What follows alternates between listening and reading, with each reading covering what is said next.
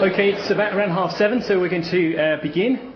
Let me just say on behalf of UCCF, who are sponsoring the debate this evening, to give you a very warm welcome.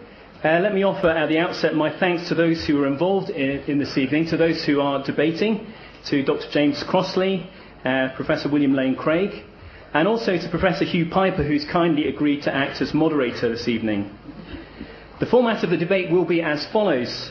There will be 20-minute opening presentations, 12-minute first rebuttals, 8-minute second rebuttals, and 5-minute closing statements. After the speaker's closing statements, there will be an opportunity for questions from the floor. Questions will be asked to each speaker in turn. Finally, if I could ask you to leave any applause until after the speaker's closing statements and after the question and answers, this will again allow us to fit in as much as possible and to finish by now 9:30 p.m. I'd now like to hand over to Professor Piper.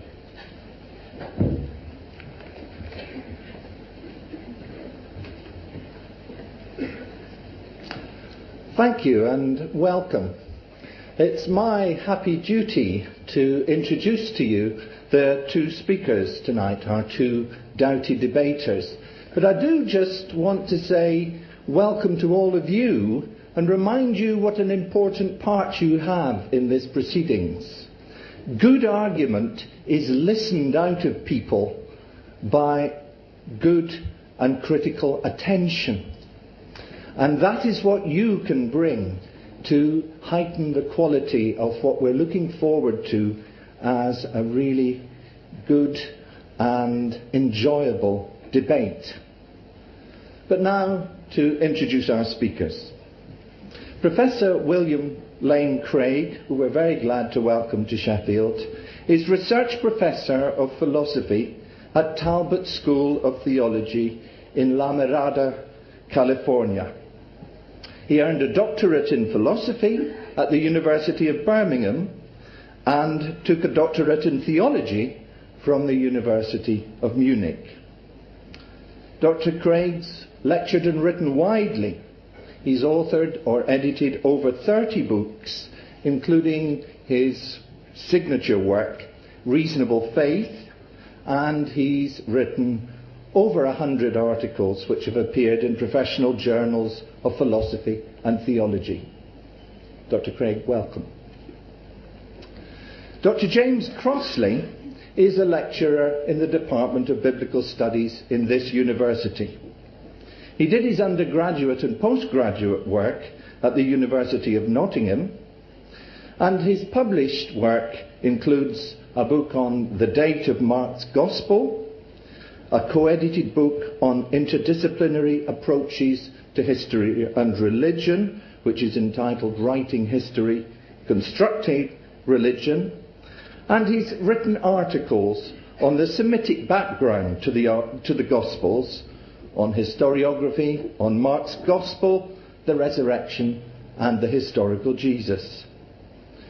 He's recently just published a book entitled Why Christianity Happened, a socio-historical account of Christian origins 26 to 50 CE, and is also the co-chair of the Jesus Seminar for the British New Testament Society. Those are our two debaters. In biblical terms, it occurred to me to think, are we looking at a battle of David and Goliath? The experienced professor and the young upstart. However, Professor Craig may well remember the outcome of that and not be thankful for the analogy. So to balance things, as in a good debate, it may be that we're more looking at Joab and Absalom, the battle-scarred veteran dispatching the glamorous, but perhaps ultimately frivolous, young pretender. Let's see what we're going to get, and I invite you both to listen, attend, and enjoy this debate.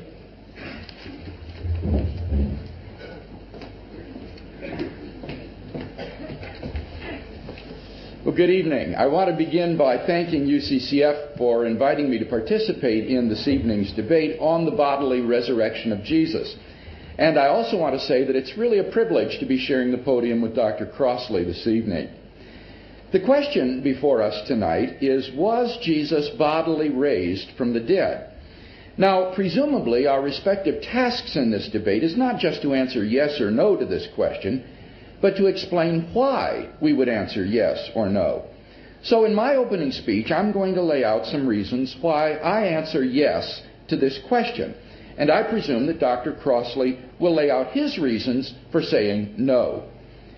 There are at least two avenues to a knowledge of Jesus' resurrection: the existential and the historical.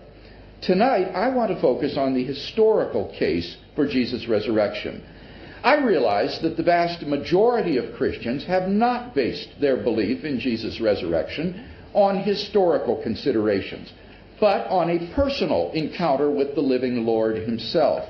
And I think that this existential approach is entirely legitimate.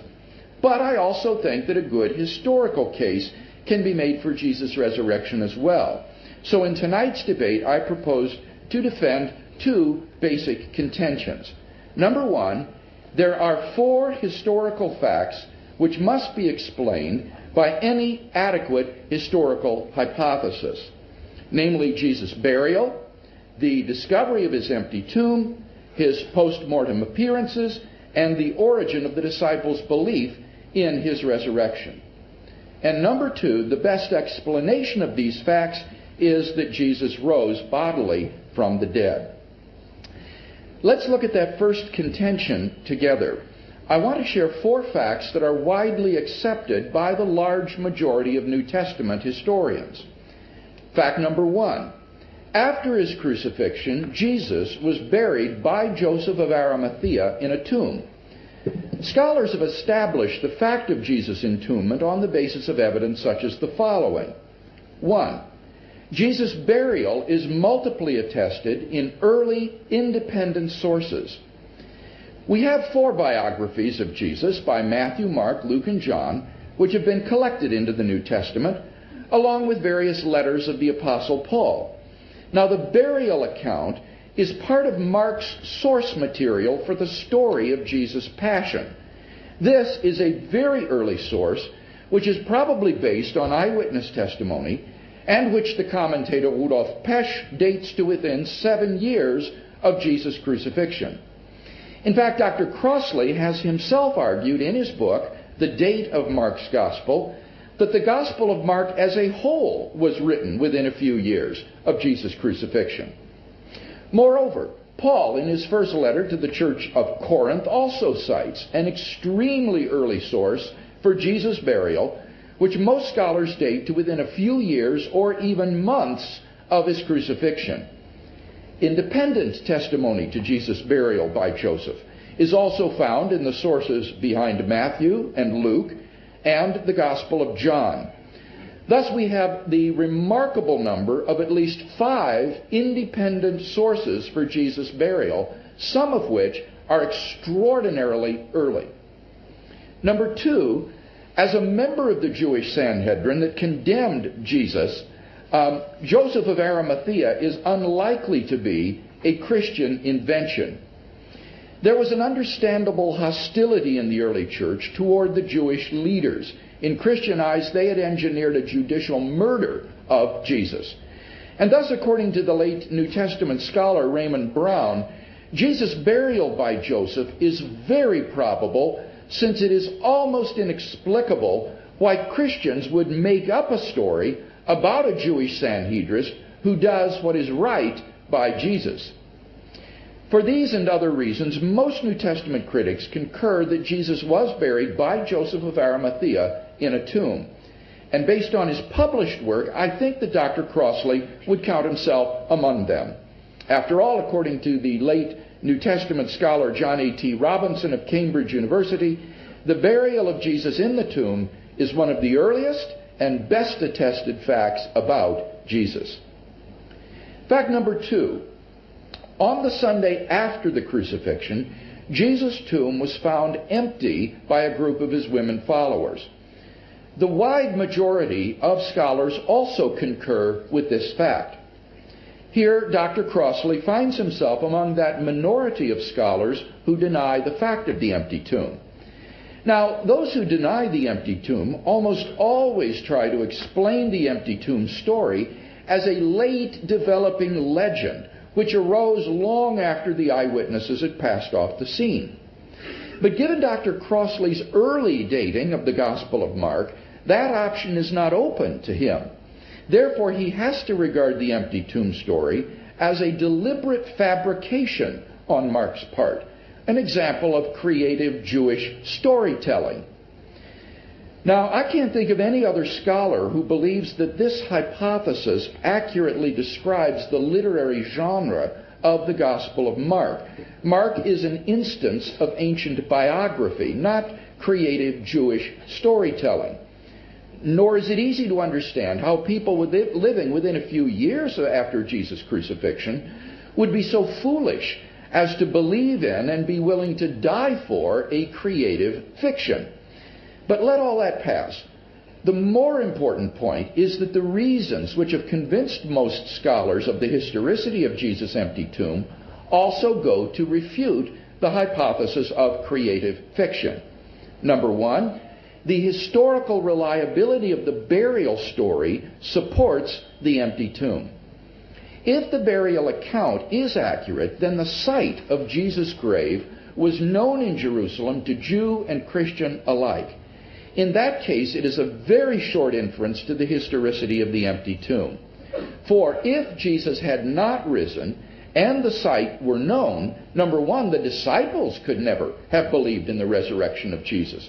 For a first century Jew, the idea that a man might be raised from the dead while his body remained in the tomb would have been a contradiction in terms.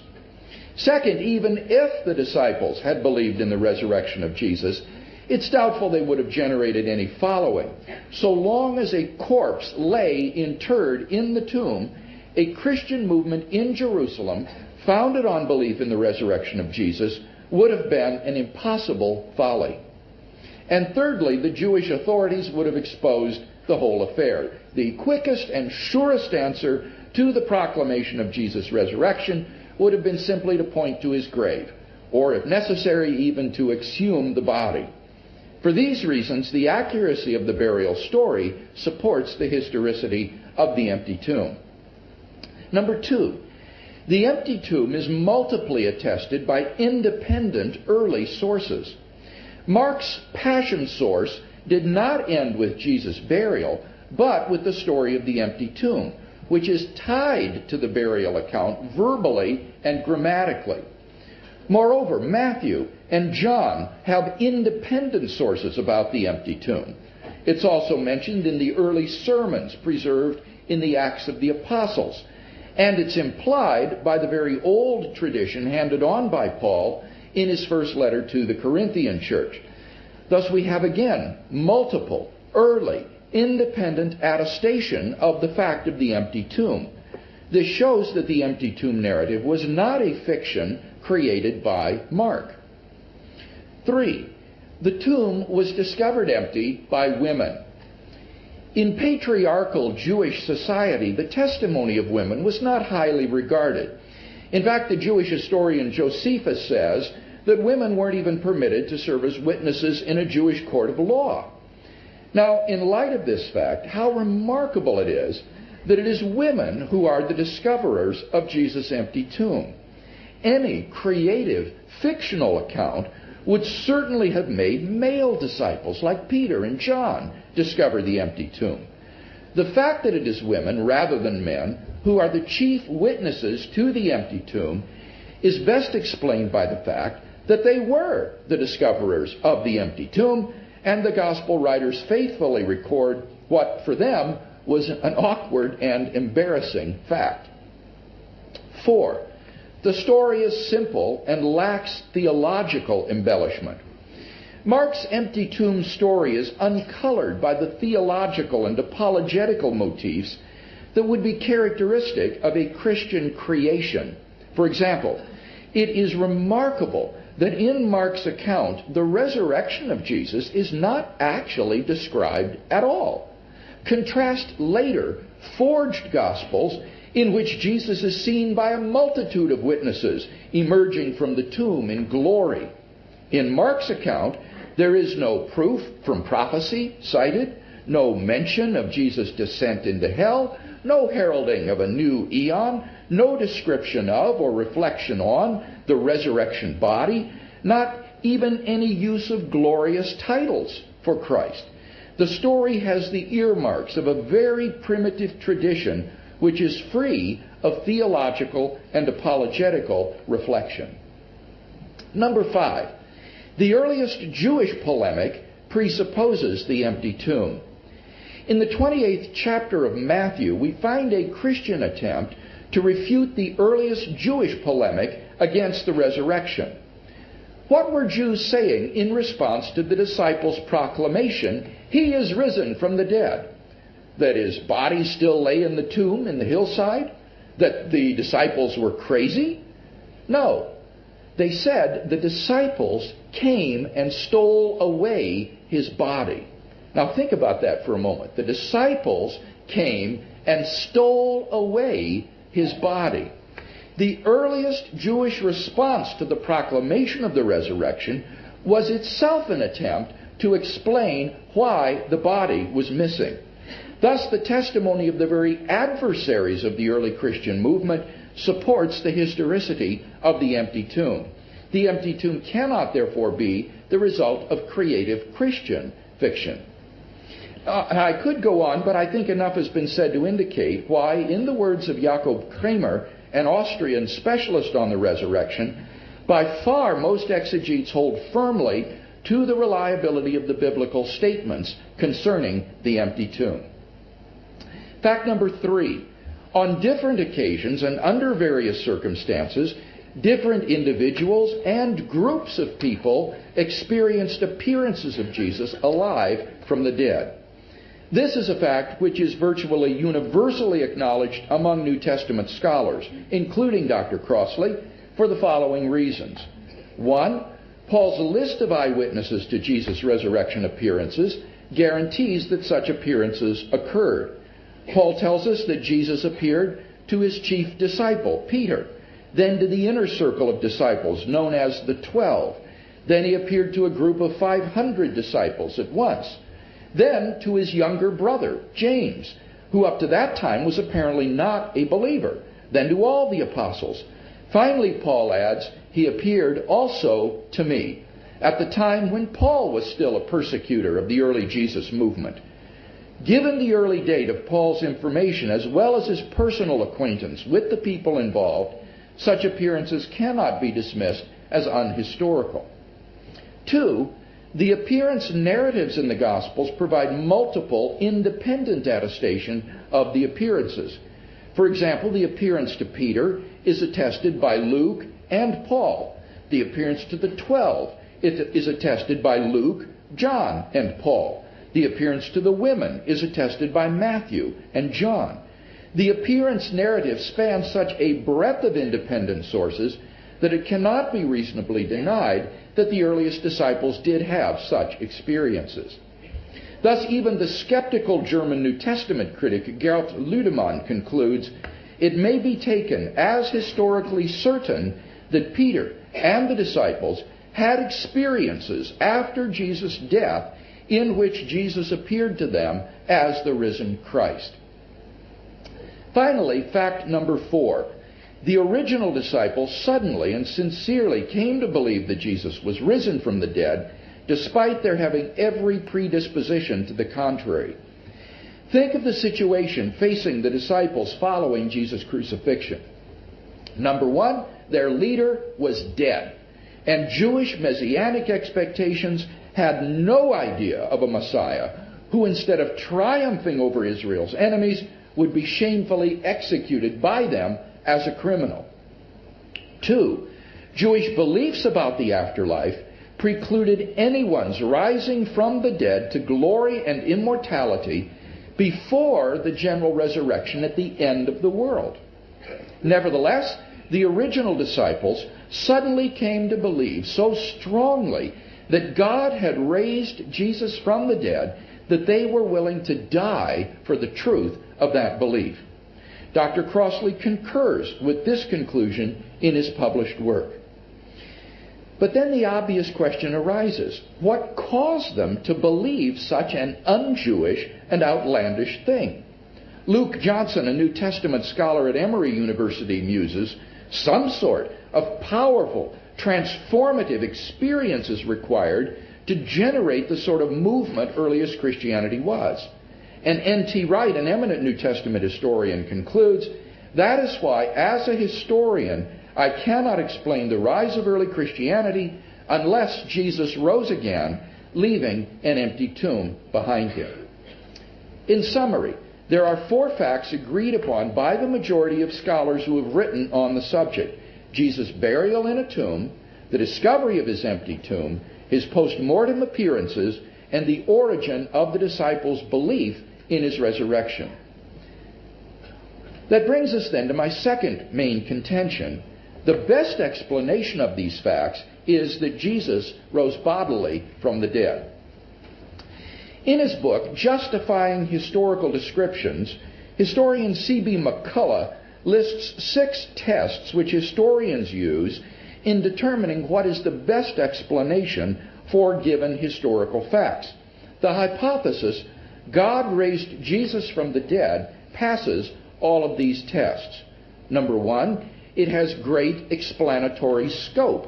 It explains why the tomb was found empty, why the disciples saw post-mortem appearances of Jesus, and why the Christian faith came into being. Number 2, it has great explanatory power.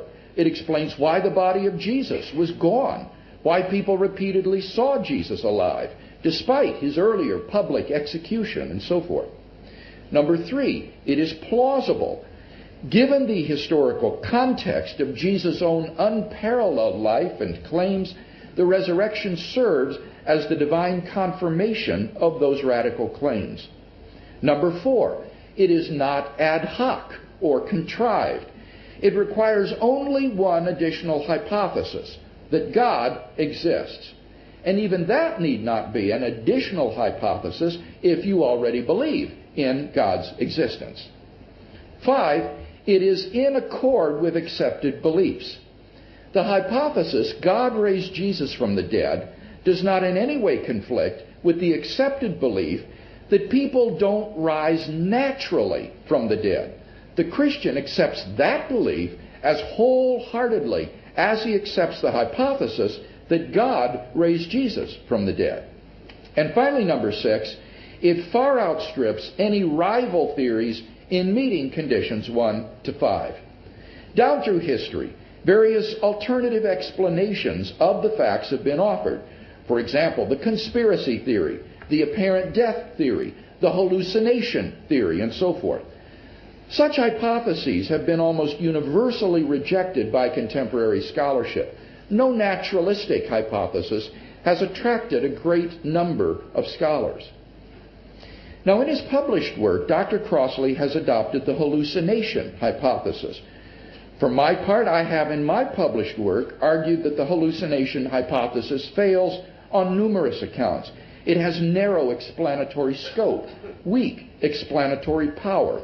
It is ad hoc in a number of ways, implausible in various respects, and incompatible with certain accepted truths.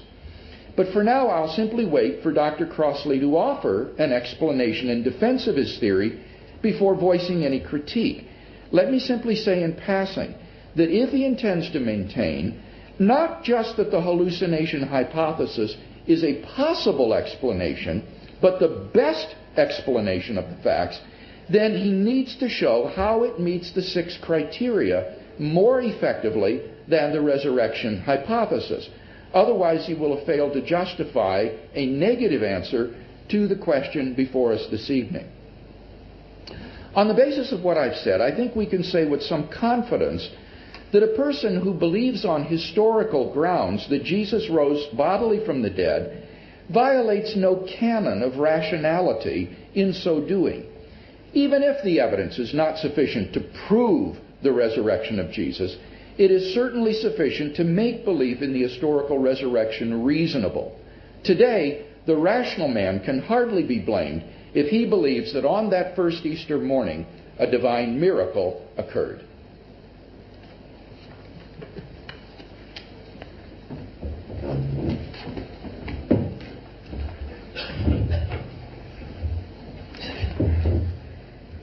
Okay, well, thank you, Professor Craig.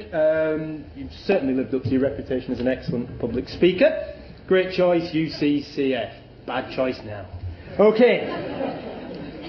When I said I was doing a debate against someone who claims that Jesus really was bodily raised from the dead, my mother, whose views on religion are as sane as anybody's I've ever come across, said quite sensibly, how on earth do you prove a thing like that? Well, that it seems good enough for me, but let's see if I can offer you a wee bit more for your free entry fee. There is a reason why this needs to be discussed in more detail. And the reason is that there have been a couple of recent and prominent arguments, including those of William Lane Craig and the Bishop of Durham N.T. Wright, claiming to come as near as damn it to proving that the bodily resurrection of Jesus really did happen. Not only that, but you can find arguments claiming that the resurrection was a major causal factor in the emergence of Christianity as a new movement or a new religion in its own right. Now, this may not seem so strange, I guess, for the majority of this audience, but it is for me. My interests involve historical approaches to early Judaism and the origins of Christianity. Now, I don't think I'm going too far in suggesting that the idea that a human being being bodily raised from the dead and causing a new religion might be more or less unheard of in the academic study of any other historical period, and I don't think it will be taken seriously if someone tried to make such arguments. Now, the reason why such arguments can be made in New Testament studies and theology is the brute fact that the overwhelming majority of scholars are Christian. Additionally, there are countless perfectly competent New Testament scholars based at theological and Bible colleges, many of which have clear guidelines on what cannot be said. E.g., Jesus didn't rise from the dead. You could potentially be sacked for saying such things. Now, this of course does not disprove the bodily resurrection of Jesus, and it does not mean that we should purge the discipline of believers, heaven forbid. What it does show is that it's hardly surprising that a significant amount of scholars believe the issues surrounding the bodily resurrection of Jesus may be historically accurate. Of course, you will find many scholars thinking this to be the case. By the same token, if the discipline was full of atheists, agnostics and non-believers, I guess that hardly anyone would believe these things. Put another way, a group of vegetarians as a whole would probably think meat is a bad thing, or eating it at least. Okay, turkeys do not vote for Christmas. Okay, it just isn't a surprise that the majority of scholars believe X, Y, or Z about the resurrection. And I'm a bit worried about arguments referring to other scholars at the best of times, but in the historical study of Christian origins, I think we should look more carefully at the evidence itself and not be referring to what the majority of Christian scholars think. I'm not sure how much this really counts for anything, to be fair. Now, back to the idea of not being able to prove the resurrection. I'm actually going to go one step further and suggest that by the usual judgments of historical research, the resurrection stories would be classed as inventions and certainly should not be used to explain why Christianity happened, to paraphrase the title of a recent book. Now, believe what you want, see if I care. Okay? I don't want to persuade any of you that it didn't happen in your hearts and all that kind of stuff. I really couldn't care less. But only in terms of historical reconstruction of the bodily resurrection I'm talking about. I think it should be dismissed as a historical event, but I suppose, given the confessional dominance of the discipline, it should be dismissed with arguments. Okay. So here they are. Our earliest and possibly independent sources for the bodily resurrection are, I think, very, very weak witnesses. The earliest and possibly independent sources are Mark's Gospel, chapter 16, verses 1 to 8, and Paul's first letter to the Corinthians, chapter 15, verses 3 to 8.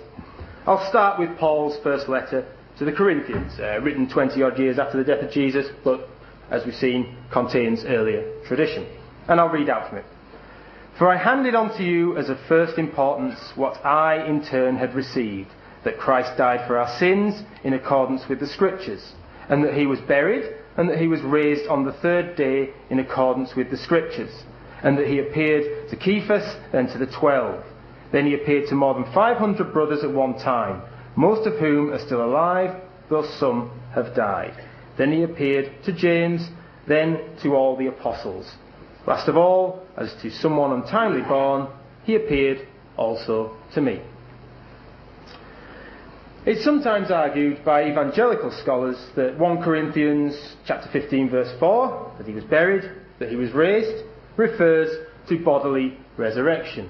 Jesus was very literally raised from the very dead.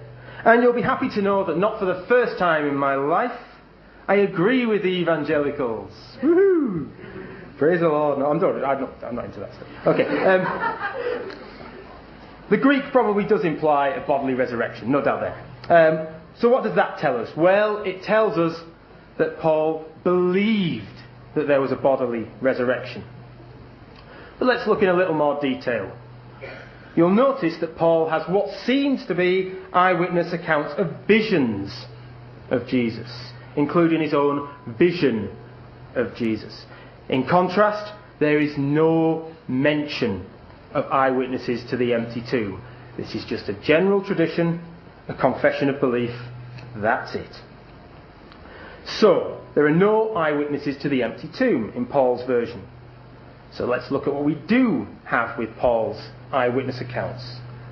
Well, what we do have is a vision. Paul's vision is well known. Road to Damascus, bright light from heaven, Paul falls to the ground, Jesus says, "Why are you persecuting me?" You know the story. Okay. Well, in general terms, I don't think that's anything new in the cross-cultural study of religion and society. People have visions in countless cultures. Accompanying great lights are pretty common. Does not mean, though, that anything supernatural underlies such visions.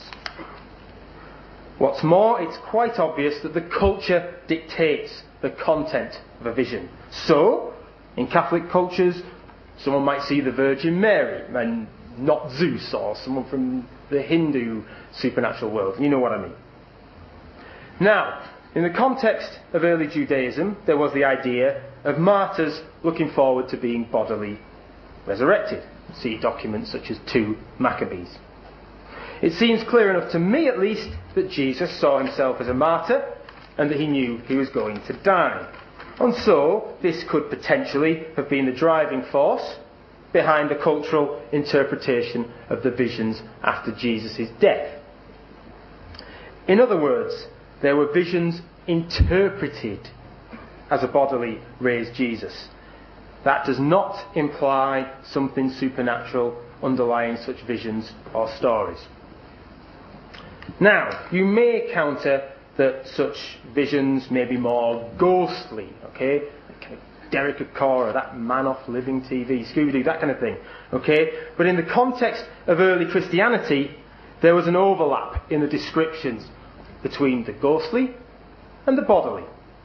As Mark's Gospel says in the story of the walking on water, but when they saw him walking on the lake, they thought it was a ghost and cried out. Mark 6, verse 49. Okay, so there's the first piece of evidence that hardly supports the historical accuracy of the empty tomb and a bodily raised Jesus. The next is from the Gospel of Mark, chapter 16.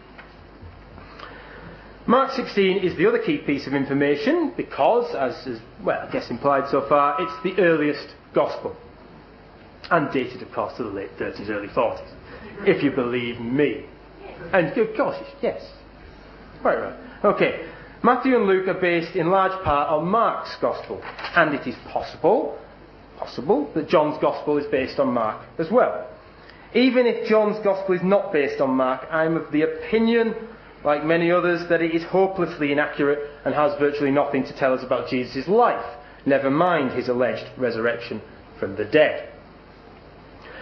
Mark 16 has a story of some women going to the tomb, wondering who would roll away the massive stone so that they could get in. Then they saw that the stone had been rolled away. And a young man, dressed in white, probably an angel, was there and calmly told the women that the man they were looking for, Jesus, had risen, and that the women should go tell the disciples and Peter that Jesus is going ahead of them to Galilee. and in Galilee they will see Jesus. The frightened women fled and told no one because they were afraid. That's it. The end. It's a strange ending, and there are endings added by later writers, but there's almost certainly not original to Mark. Some scholars have argued for a lost ending. Maybe, maybe not, I don't know. But positing a lost ending, then guessing what was in the lost ending, does not strike me as a very solid basis for reconstructing the historicity of the empty tomb, the resurrection of Jesus. What we are left with is this.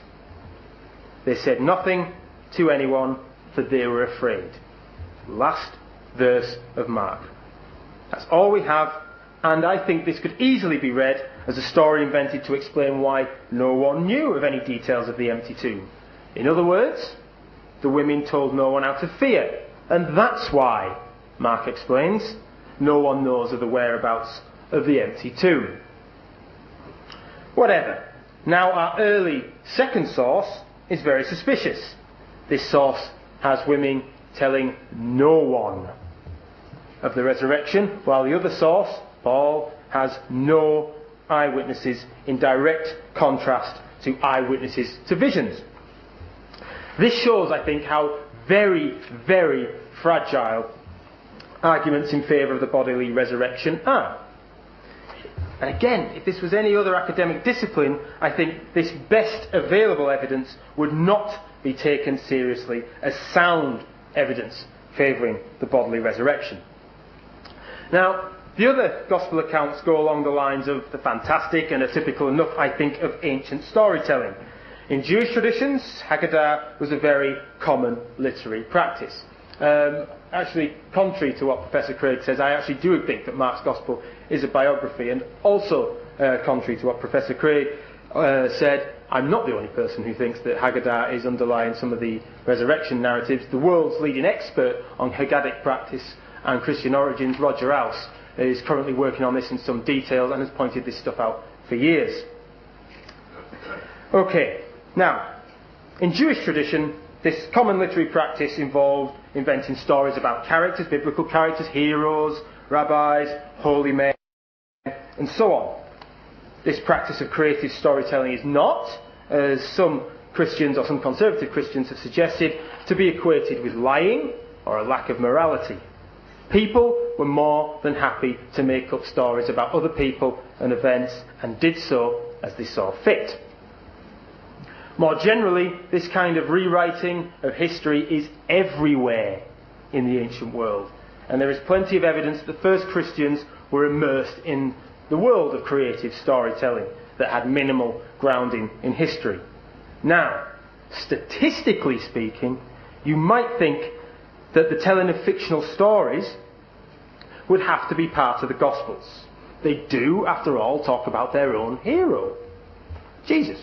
And passages you might judge to be creative writing might include, I don't know, stories like miracles, resurrected people, eating with people, walking through walls kind of thing. You might think that they are invented stories. I'll leave that open for now. Okay. In fact, we have one relevant passage, which is, I think, quite obviously a human invention. And this is Matthew chapter 27, verses 52 to 53. And this is what it says. The tombs are opened, and many bodies of the saints who had fallen asleep were raised. After his resurrection, after Jesus' resurrection, they came out of the tombs and entered the holy city and appeared to many. Now, my favourite attempt to avoid the blindingly obvious is by the ultra-conservative Bishop of Durham, N.T. Wright, who says, some stories are so odd they may just have happened. This may be one of them, but in historical terms there's no way of finding out. Words like Elvis, fairies, vampires and zombies certainly spring to mind. And it does make you wonder what kind of critical history is left in light of such comments, and it gives you some insight into the strange nature of the discipline.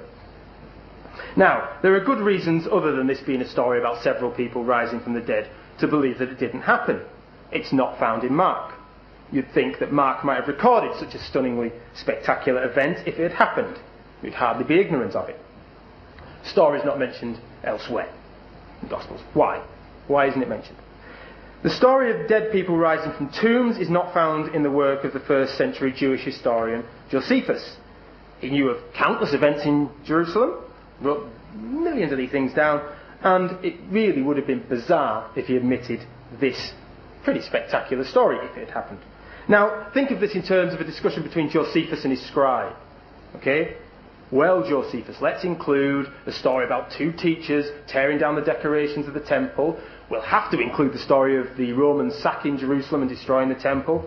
Oh, we better include that story about those dead people rising from tombs, haven't we? Isn't it the most spectacular thing you've ever heard, Josephus? No. It's not that good. I think they'll find my witty accounts of the political wranglings in Jerusalem more than stimulating. I mean, come on. This would not be omitted in any historical account if it had happened. The other argument against is that according to Jewish views on bodily resurrection, as outlined by Wright, these dead saints would probably have to be alive today. So, where are they? I don't know. Okay? Stand if you... Okay. But seriously, a key point is that we have a very good piece of evidence that the first Christians were inventing stories about bodily resurrection. Very good example, I think. And that alone should warn us that the resurrection stories could involve rewriting of history. Now, look at what we find. After Mark emphatically telling us that the women told no one of such things, Matthew has the disciples suddenly being told what happened. Is that not a little suspicious? Then what do we make of other aspects of the gospel tradition? Luke's gospel and John's gospel also have Peter present at the empty tomb. Compare that with Mark. Is it not, a little suspicious? Then what do we make of Matthew's gospel ending with a story about the resurrected Jesus talking on a mountain about a mission to non-Jews or Gentiles? Jesus, the historical Jesus, didn't have any concern really for a mission to Gentiles and was only really concerned with Jews. But we know for a fact that the early church had an interest in the mission to Gentiles or non-Jews. And so the obvious conclusion for the historian is that the resurrected Jesus, talking of the Gentile mission, is an invention by the early church. Remember also that in Mark, the angelic man tells the women that Jesus is going ahead to Galilee. In Luke, the appearance in Galilee is virtually eliminated. Luke's Jesus does not return to Galilee, but the angelic kind of epiphany thing refers to what Jesus said in Galilee. It just eliminates the return to Galilee. No surprise then that the resurrection appearances and the resurrected Jesus' ascension to heaven take place around Jerusalem, not Galilee. Again, what is going on here other than creative invention and a clear rewriting of Mark's Gospel? John's Gospel has all sorts of, it has all sorts generally of invention, but in terms of the resurrection stories, plenty of that too there. This passage, for example, Thomas said to him, "My Lord and my God." It's in John chapter 20. It occurs only in John's Gospel, and there's no way, I would say, that any other Gospel would have omitted something so staggeringly dramatic if such a thing were said. In fact, John's Gospel is the only Gospel that has anything like the full equation of Jesus and God, and he's making it up. By the standards of conventional historical research, then, I think these stories would be regarded as pieces of creative invention.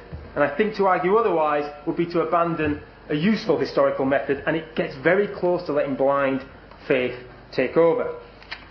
So in sum, something happened after the death of Jesus. And the closest we get to eyewitness accounts suggests that various people had visionary experiences. If something like the resurrection stories were from any other religion, ancient historians, I think, would rightly be judging the resurrection stories for more or less what they are: fiction. Okay, thank you.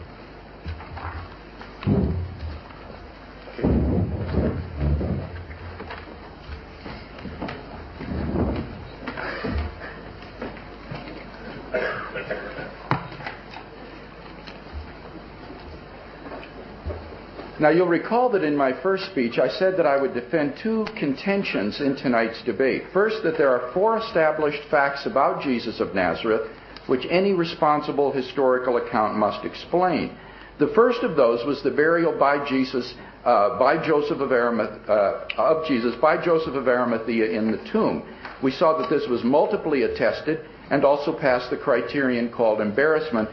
And Dr. Crossley didn't offer any refutation for this. Indeed, in his work, he indicates he believes in the historicity of Jesus' burial in the tomb. But then I argued on the basis of 5 lines of evidence for the historicity of the discovery of Jesus' empty tomb by a group of his women followers. Here Dr. Crossley asserts that this is an example of creative Jewish storytelling.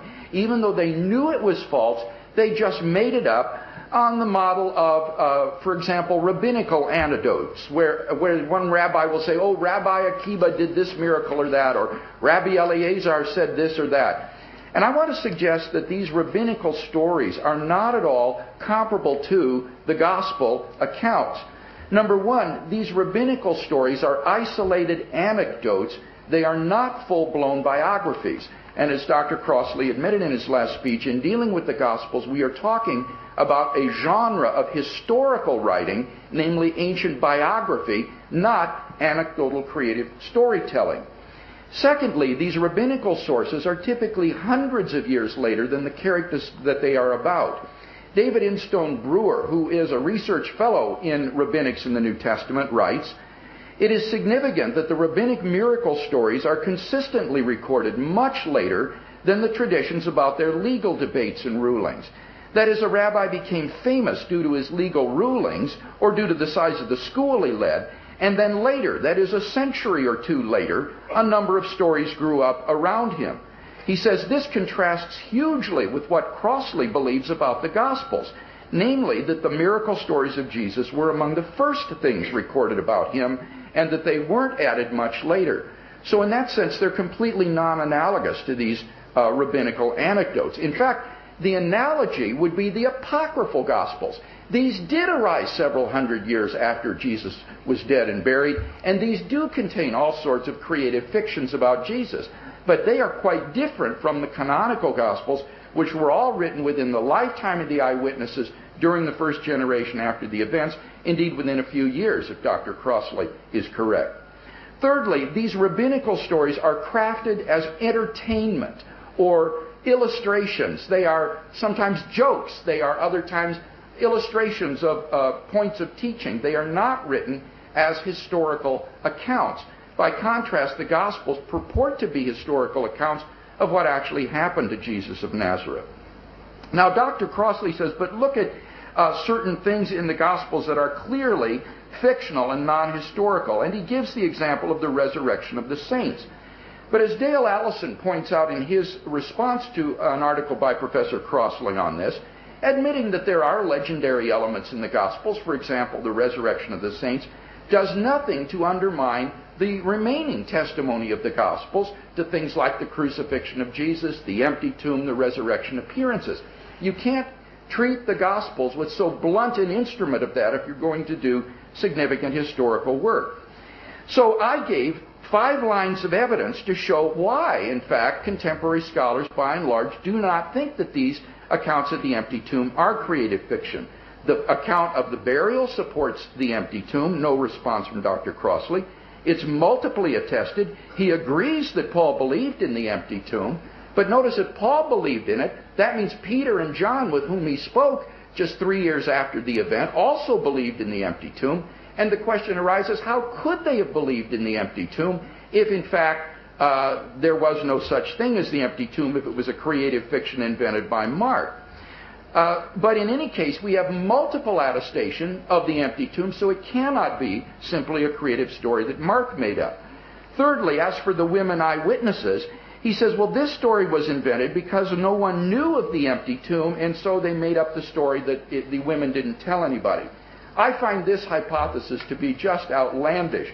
In the first place, the empty tomb story was not unknown. As I showed, it was part of the pre-Markan Passion story, and it's also implied by Paul's formula. So this was a widespread belief. It wasn't unknown. But secondly, the hypothesis is ridiculous on the face of it. Are we to imagine that the women said nothing to anybody for years on end, that they remained permanently silent? Mark knows that the disciples did go to Galilee and saw appearances of Jesus as the angel predicts. So the women must have told them what the angel said. What the closing to Mark in verse 8 means is that as the women ran back to where the apostles were staying, they said nothing to anyone, for they were afraid. And then, arriving where the apostles were, they told them what they had seen and experienced at the empty tomb. There's no reason to think that a creative story would introduce the witness of women for this key fact, which was worthless in that society. Any possible function that women might have served would have been better served by male disciples whose witness would have been valuable in that patriarchal society. I suggested the story lacks any signs of creative embellishment as a creative Christian account would have, and that the Jewish polemic itself presupposes the emptiness of the tomb, and there was no response to those points. So I think, by and large, we have quite persuasive evidence that the tomb of Jesus was in fact found empty. This is not a supernatural fact in and of itself. This is an ordinary historical fact which any secular historian can agree to. Thirdly, I suggested there were appearances of Jesus, and here he agrees. He agrees that Paul and the disciples had visions of Jesus. That's right, and that's all that needs to be proved at this point. How we best explain them comes later. Finally, number 4, I argue that the original disciples came to believe in Jesus' resurrection despite every predisposition to the contrary. In particular, no one was to rise from the dead to glory and immortality before the end of the world. So the disciples had no reason to believe that this person that they had believed in was the Messiah after all and would rise from the dead. Now the question becomes, what is the best explanation for this fact? Dr. Crossley says they had visions, that is to say hallucinations, and on the model of the Maccabean martyrs, they interpreted these visions of Jesus in terms of resurrection from the dead. Let me point out several reasons why the hallucination hypothesis is inadequate. Number 1, it has too narrow explanatory scope. It tries to explain the appearances, but it does absolutely nothing to explain the fact of the empty tomb. This is really the Achilles heel of this hypothesis. But secondly, it also cannot explain the origin of the disciples' belief in Jesus' resurrection. You see, what the Maccabean martyrs believed in was the resurrection at the end of the world, the resurrection of all the just in which they would share. And if the disciples saw visions of Jesus, they would have believed God had exalted him to heaven, and they would have preserved his tomb as a shrine where his bones could reside until the resurrection at the end of the world, when they and all the righteous dead of Israel would be reunited in the kingdom of God. As James D.G. Dunn has written, it remains an indisputable fact that the earliest believers were absolutely convinced that they had seen Jesus risen from the dead. And yet, why did they conclude that it was Jesus risen from the dead? Why not simply a vision of the dead man? Why not visions fleshed out with the apparatus of apocalyptic expectation, coming on the clouds of glory and the like? Why draw the astonishing conclusion that the resurrection had already taken place in the case of a single individual within history? Thus, on the model of Jewish thought forms and thinking, if they had hallucinated visions of Jesus, they would not have hallucinated him risen from the dead. They would have hallucinated him in glory, and that would not have led to the belief in the resurrection. And thus the hypothesis has inadequate explanatory scope. It cannot explain all of the 4 facts that I laid out this evening. But secondly, even its explanation of the appearances, which it tries to explain, is inadequate. It doesn't have sufficient explanatory power. Suppose that Peter and the early disciples did have hallucinations of Jesus. Would that go to explain their belief in Jesus' resurrection? Well, I think not. The diversity of the appearances cannot be explained well by the hallucination hypothesis. You see, Jesus appeared not just one time, but many times. Not just to one individual, but to many individuals. Not just to individuals, but to groups of people. Not at one circumstance and locale, but at many. Not just to believers, but to skeptics, unbelievers, and even enemies. For example, James, Jesus' younger brother, who was not a believer in Jesus during his lifetime. to 500 people at one time, most of whom were still alive in AD 55 when Paul wrote and could be interviewed and questioned, to women whose witness was worthless at that time, and so no one would invent an appearance to women, to Paul, who was a Pharisee and a persecutor of the early Christian church and was independent of the disciples. The hallucination hypothesis cannot be stretched to accommodate this kind of diversity. These appearances break the bounds of anything found in the casebook of modern psychology with respect to visionary appearances or hallucinations. And therefore I think it cannot even explain these very well. Well, in addition to this, I would want to argue that it's implausible, it's ad hoc in certain ways, but I'm running out of time, so let me simply address Dr. Crossley's last point, that the resurrection hypothesis would not be taken seriously by scholars in other fields. It's because people are already Christians that they believe this. Two responses. Number one, that is ad hominem, that is attacking people, not the arguments they give. And you cannot disqualify a position simply because a person is a Christian. You have to deal with the arguments. Number two, you should contrast contemporary New Testament studies with 19th and 20th century New Testament studies, which were predominantly skeptical about these facts up until around the 1960s. The recent and most advances of New Testament scholars has come back to appreciating the historicity of these facts and of these accounts, in contrast to the skepticism in past generations. The reason Dr. Crossley doesn't believe in these events, I think, is very evident. It's because he's a naturalist. He doesn't believe in miracles.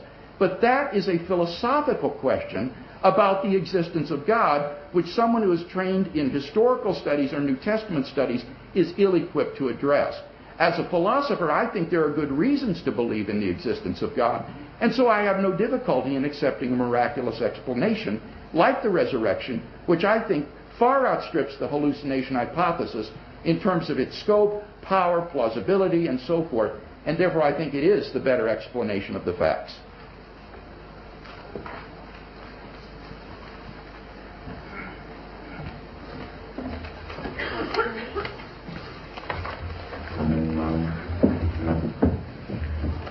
Okay, thank you. Well, one of the reasons why I didn't respond to some of them, because I didn't want my thunder to be stolen in my main paper, so I'll do it now. Okay. Joseph of Arimathea. Did he bury Jesus and all that? Well, yes, I could be persuaded of that quite easily, I guess. Maybe he had concerns about corpse impurity or something. Maybe he wanted to bury a good Jewish teacher, no problem there. Maybe. Maybe it is very accurate historical tradition. Though for every scholar saying it is, there are plenty who do not. My problem is that even if the Joseph of Arimathea story is true, we don't have anything else really to go on after that. We have no specifics of the burial. We're not told where it was really or anything like that. We don't know what happened to Joseph in the years immediately following, apart from various legendary traditions. And if all this stuff about the bodily resurrection was true, why weren't the Jewish Sanhedrin converted to it? It would have been blindly obvious. Joseph, well, come and see, I'll show you. And they go, oh, right. So I'm not sure if that tells us too much. Let's see. Jews not expecting the idea of a suffering Messiah. We'll try that one. Okay. But I think there is a strong case, as I said, that Jesus knew he would die. John the Baptist had been killed.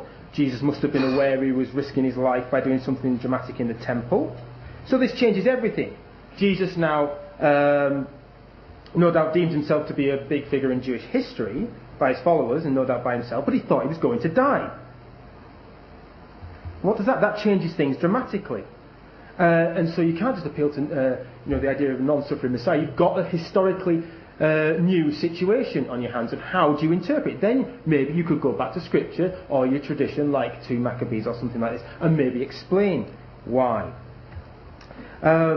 Again, there is still a strong overlap between what was considered ghostly and bodily, so it allows the possibility of interpreting hallucinations, as Professor Craig put it, or visions in a way that could be deemed a bodily figure. So once you've got the idea of a bodily figure interpreted in your vision, well, of course there's going to be an empty tomb from that perspective. It just naturally follows.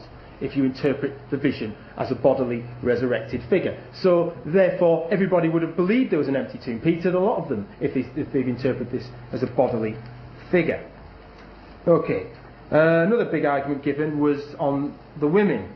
Now, women were given a relatively prominent role, it seems, in Jesus' ministry, and this, at least, could have made the testimony more acceptable for some. This is what Mark says at the crucifixion. There are also women looking on from a distance. Among them were Mary Magdalene, and Mary, and mother of James, the younger, and Joseph and Salome. They used to follow him and provided for him when he was in Galilee, and there were many other women who had come up with him from Jerusalem. That's Mark chapter 15, verses 40 to 41. Now, we'll come to that in a second. But also, given the socio-economic upheaval, which has been well documented in Galilee at the time of Jesus, was, as many kind of cross-cultural theorists of gender studies and kind of millenarian thought have pointed out, these kind of upheavals can lead to shifts in gender relations, at least in the rhetoric. We even have one Jewish revolutionary at the time of the Jewish revolt, with a big sort of female following. Now, some socially advantaged women did have a relatively prominent role in the emergence of Christianity, as an opponent of Christianity also noted. Consequently, the women at the tomb, who were said to be capable of supporting the Jesus movement, may well have been culturally acceptable for Christians to use as witnesses, or to give them a prominent narrative role in the story. As ever, we do not have to say that the role of women therefore goes on to imply supernatural explanations for an empty tomb or whatever. Also, Jews could and did write stories of women like Esther and Judith who played much more prominent role than some might expect in certain contexts. So why couldn't Christians do the same? Let's try another explanation of the women. After Jesus' arrest, clearly as a political threat from the perspective of the Romans, Jesus' male disciples scatter off out of fear. This is perfectly understandable. The first things the Romans could have done, at least, is kill them all. So it's quite believable that when Jesus gets led away with a couple of bandits with a big Roman cohort, there will be no male disciples around. At the same time, it's quite believable that you've got a supportive group of female disciples around. Hence, Mark says the women watched at a distance. Now, think what Mark has left. He has a story where the men had fled, but the women remained. The narrative effectively requires the women to be the first witnesses in that context. So again, we have what I think is a perfectly reasonable explanation that could explain that someone somewhere in earliest Christianity could use women to do things of high importance in the narrative, which do not require us to think there's something supernatural underlying all this. But then, think of Mark's narrative. Okay? You have a man dressed in white, presumably an angel, there at the empty tomb story. That may have been all the authority Mark needed. You've got an angel at the tomb. That's the first witness, really, to the empty tomb, and not the women. Okay, what else?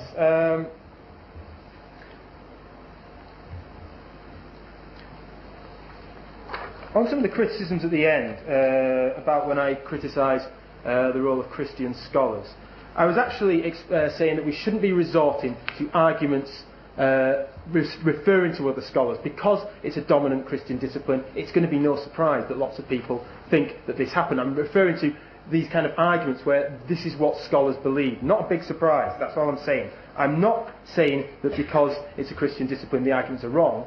I'm saying that these arguments are no surprise. So let's just look more at the evidence.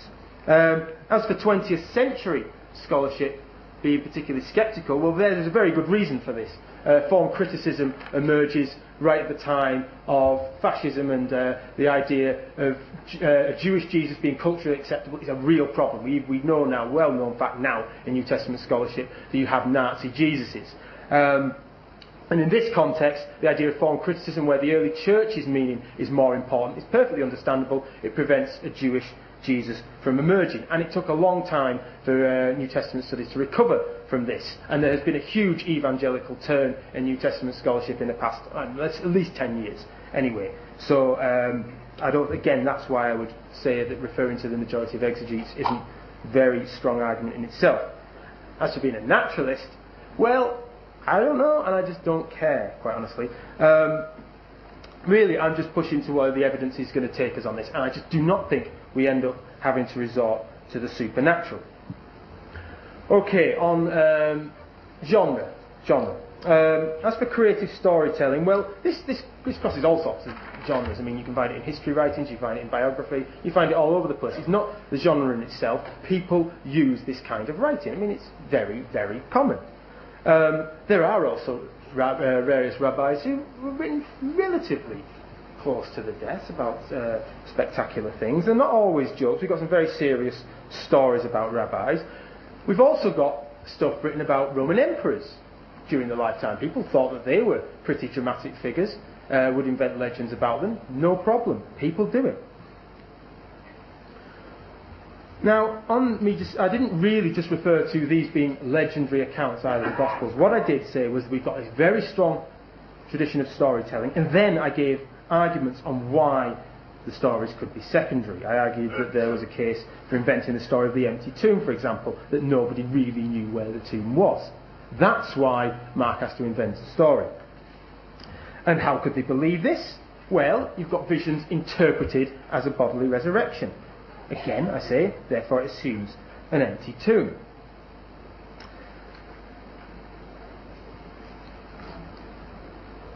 Okay. Any other points? Did I miss anything? Fine away. No? Okay, well, I'm happy to give up there. But if I've missed anything there, just let me know. I'll answer.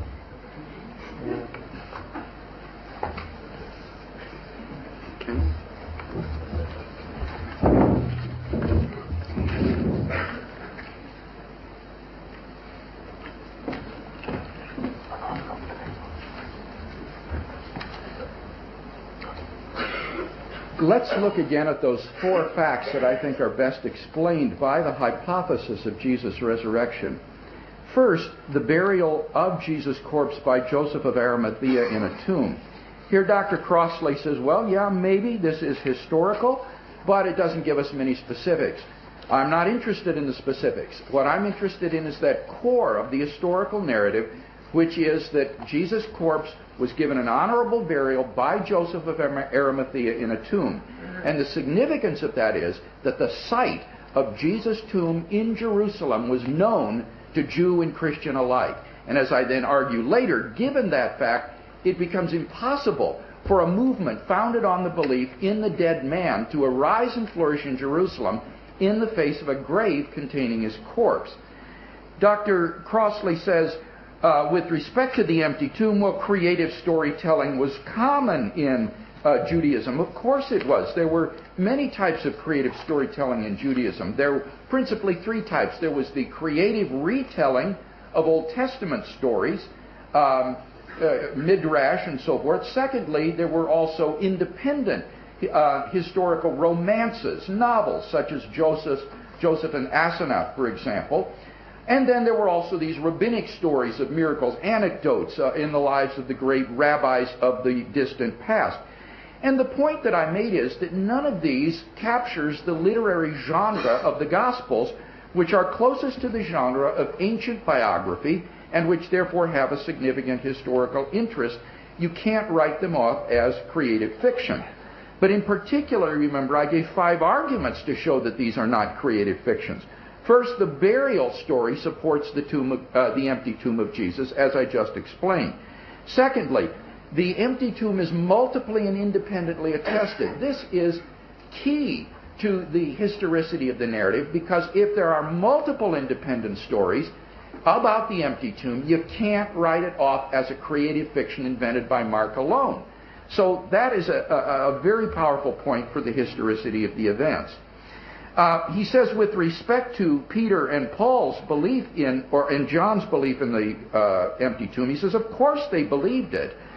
But then the question is, again, how could these people in Jerusalem believe in this if it were not in fact the case, given that they were there at the time? I fail to understand this, and I need an answer to it.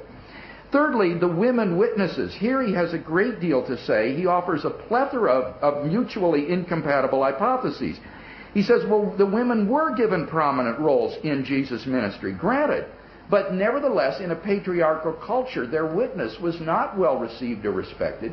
Any conceivable role or reason that might be given for having women witnesses would be better served by having male witnesses. He says, well, the disciples had fled the scene, and that's why the women could not be used, or had to be used as witnesses. There are two responses to that. Number one, it is false that the disciples had fled the scene. That is itself a fiction invented by the critics. The denial of Peter tradition, which I think he would acknowledge as historical, clearly shows that the disciples were still in Jerusalem at that time. They hadn't fled the scene. So they could be used as witnesses if Mark wanted to. But secondly, fiction doesn't know any limits like this sort. As Dale Allison says in his critique of Dr. Crossley's view, it is the hallmark of legends to sin against established facts. Why should Mark be more conscientious? Why not bring Peter and other more important male disciples on stage despite what really happened? Crossley, after all, argues at length that fiction often trumps fact. So if this is a creative fiction, it doesn't matter that the disciples fled, just invent them there on the scene anyway. Then he says, well, maybe the angel gives the authority to the tomb tradition. You don't need the women. Contrary to this, I would say that the angel serves the literary function in the story as interpreting the emptiness of the tomb. The empty tomb is ambiguous in itself and doesn't lead to faith. The angel serves the role of interpreting it. He is not here, he is risen. But the angel is not like a witness who could later be questioned by interested inquirers. Males, rather than women, would serve that role much better, and therefore it still remains inexplicable why women would be invented to serve this role. So that's why the majority of scholars think, in fact, that Jesus' tomb was found empty by women. I pointed out that the story lacks legendary or creative embellishment that we would expect in a creative fiction, and that the Jewish polemic, the very enemies of the early Christian movement, attested the emptiness of the tomb. So we've got good grounds for believing in the empty tomb, and that, you remember, will be the Achilles heel of the hallucination hypothesis, because the hallucination hypothesis can't explain that fact. We both agree that the disciples had appearances of Jesus. We both agree that the Christian faith suddenly originated. He says, well, but Jesus had predicted his death. Granted, but that would at best lead them to think that he could be a Jewish martyr, along the lines of the Maccabean martyrs. It wouldn't explain how he could still be Messiah, and especially the un-Jewish and outlandish idea that he was already risen from the dead. Now, what is the best explanation of these facts, which are broadly agreed upon by scholars today? And by the way, not just Christian scholars. I would point out people like Geza Vermesh, Pinchas Lapid, and other Jewish scholars also accept these facts of the emptiness of Jesus' tomb. These are not just property of conservative Christian scholars. Now, what is the best explanation? Well, I gave several arguments against the visionary hypothesis. It has narrow explanatory scope. It can't explain the empty tomb, and especially, and this is so critical, it can't explain the origin of the disciples' belief in Jesus' resurrection. Given their Jewish thought forms, if they were to hallucinate visions of Jesus, they would see him exalted in glory, and that would at best lead to the view that Jesus now was in Abraham's bosom or at God's right hand. It would not lead to belief in his physical bodily resurrection from the dead. Secondly, I suggested the theory has weak explanatory power because it cannot explain the diversity of the resurrection appearances. It breaks the bounds of anything in the case books of modern psychology about visions or hallucinations. So, given those arguments against the hallucination hypothesis, as well as others that I might give, the only argument against the resurrection hypothesis would be a philosophical argument for naturalism, namely that miracles don't happen. But Dr. Crossley says in his last speech, I don't know if naturalism is true, and I don't care if it's true. Well, fine. Then I would say you need to be open to the explanation that the earliest witnesses themselves gave, namely that God raised Jesus of Nazareth from the dead. Why not believe such a thing? Given the facts, why not think that the God of Israel, revealed and preached by Jesus of Nazareth, has vindicated the radical personal claims for which Jesus was crucified by raising his Son from the dead? I can't see any reason, apart from an arbitrary presupposition of naturalism, for thinking that that hypothesis is not as plausible as the hallucination hypothesis, which faces all of the problems and more that I laid out in my speeches tonight.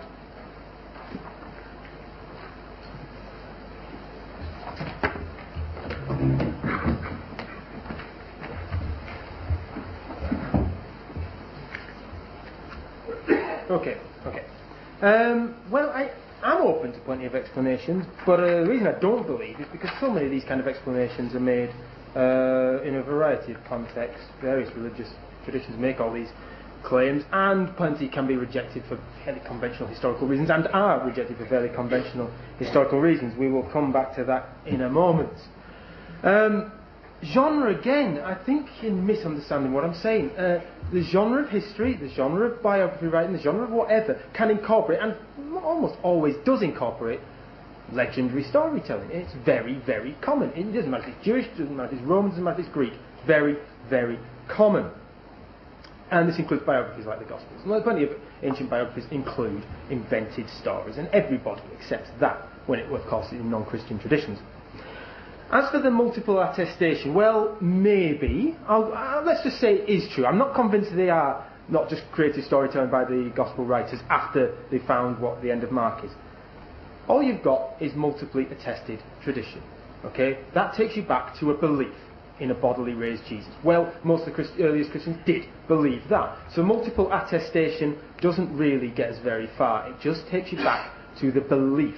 There's been some interesting studies done on this in comparing it with various visionary experiences around the First World War. We've got millions of different independent traditions, but nobody thought that really that ghosts were at the heart of it or anything supernatural. It just takes you back to belief. If you're going to use multiple attestation of sources, any second years are here now, they should know this.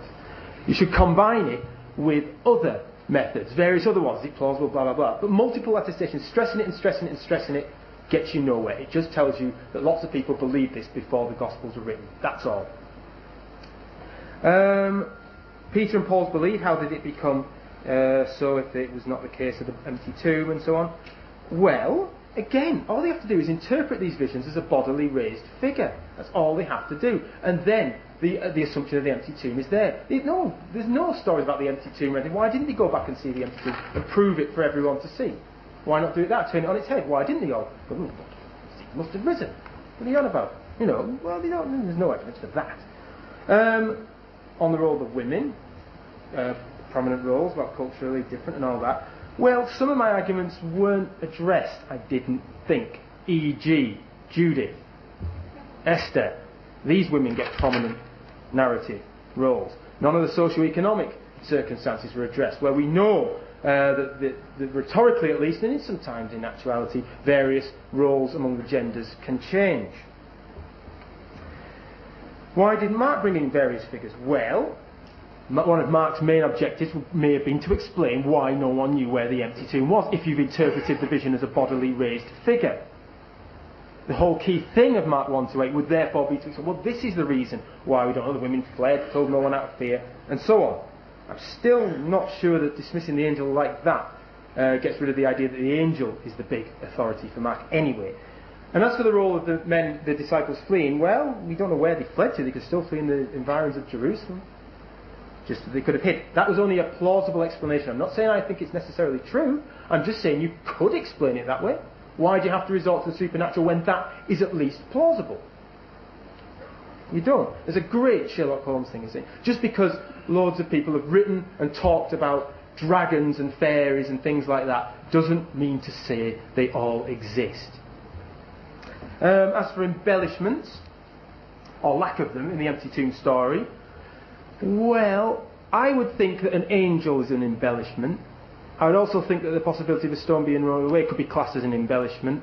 The implication that a man had been raised from the dead could be classed as an embellishment. I'm not saying they are, but these are things that would be classed as storytelling in any other historical context. So, I mean, I don't think you can get away that easily saying there's no real embellishment. As compared to what?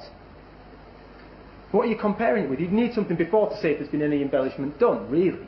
Well, there's nothing really there before to compare it. I mean, there might have been absolutely no such a say, Jesus died. The rest of it could be a complete embellishment in that case. I mean, you can explain this in a number of different ways, I think. As for the visions and multiple visions, I'm not sure if they're unparalleled. I mean, I've read various things in anthropology and things about people having multiple visions together. I think Dale Allison even talked in his latest book of the possibility of multiple visions and appearing to different people. As for if everything was the case, that Jesus would have been seen as an exalted kind of figure, not as a bodily raised figure, No, I think once you've got a different situation where someone's predicted their death, it changes things dramatically. What do you do? Well, maybe you can go back to the Maccabean tradition and reinterpret. Maybe you can, but there's one possible explanation. We can't say, well, they might have done this otherwise, therefore it's the supernatural. I just don't think that works as an argument. Also, remember, people did see things in an overlapping sense. People could think that things were, well, they could see a ghost, but is it a man, is it a ghost, is it a person? I don't know. I mean, this is what happens with Jesus walking on water. The disciples think they've seen a ghost, but in Mark's narrative context, they think it's clearly a human figure, it's Jesus. So, you can confuse the two categories quite easily, I think. I think I'll end there. I think that probably responded to most of the main points.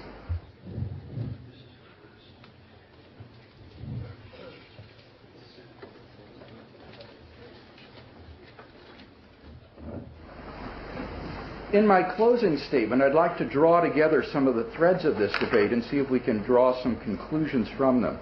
First of all, I've argued that there are 4 facts about the fate of Jesus of Nazareth which we ought to accept and which any historian who deals with Jesus needs to explain.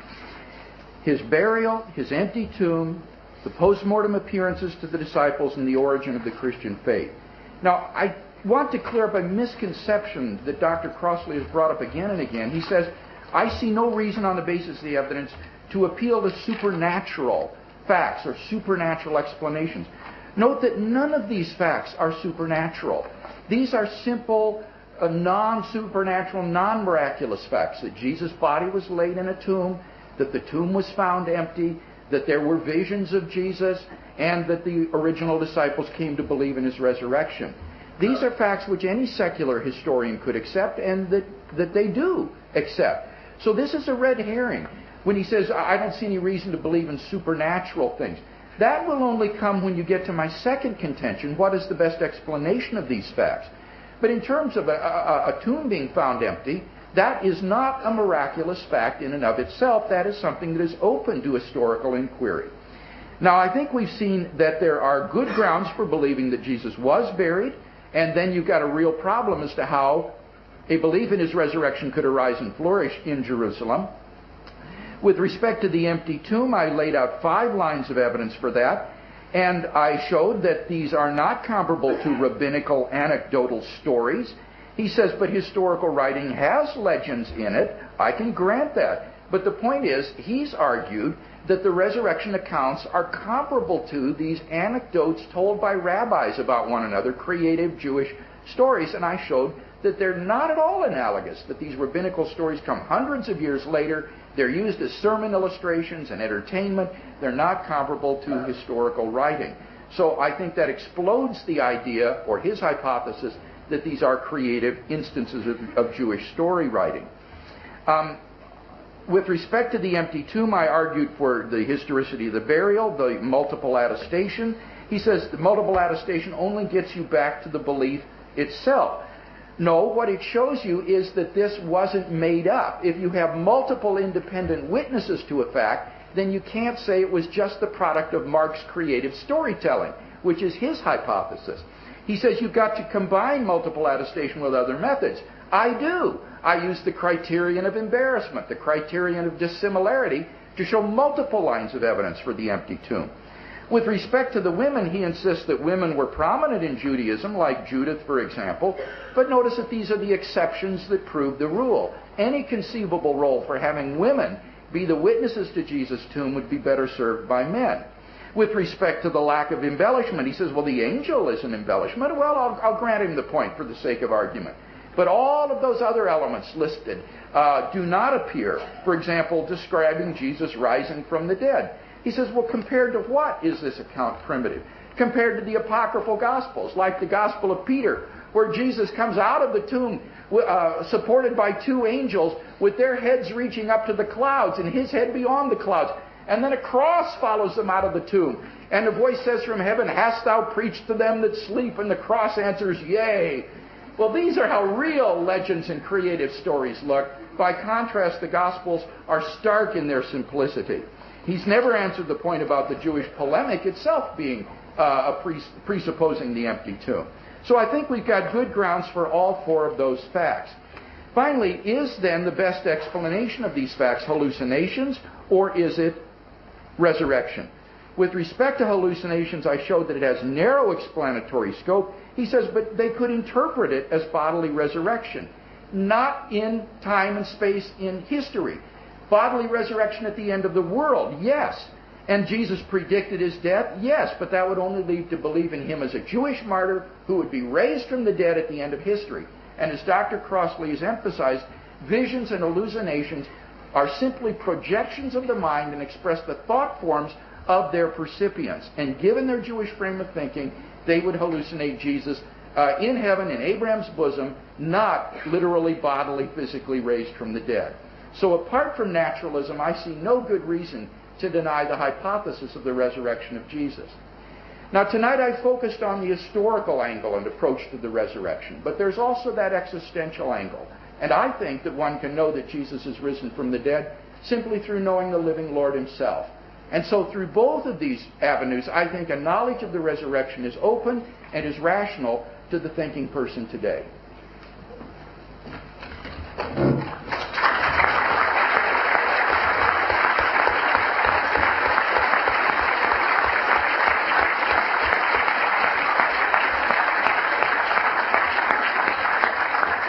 Thank you, but please reserve your applause to the end.